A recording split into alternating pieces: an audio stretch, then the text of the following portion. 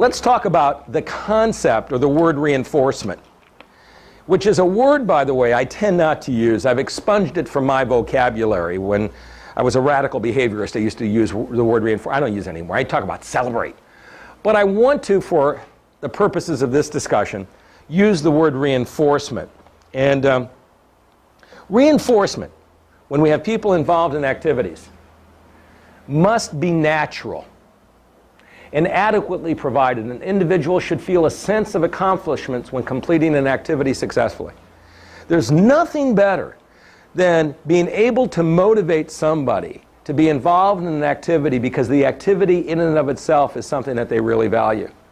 Whether it's doing painting and art because they get so excited about the end result, whether it is about playing some kind of game and being really excited about being the winner because everyone else lost, whatever the activity, tending a garden and being really thrilled by going back every day and seeing how much the vegetables have grown and the flowers are blooming.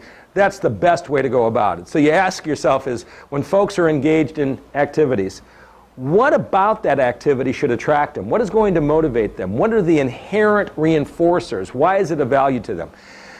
We need to recognize that for many people, some of the activities they're going to be involved in are not going to reinforce them. They're not going to find those activities attractive. I mean, you can maybe come up with a lot of ways to try to make the activity more attractive, but sometimes that's pretty tough.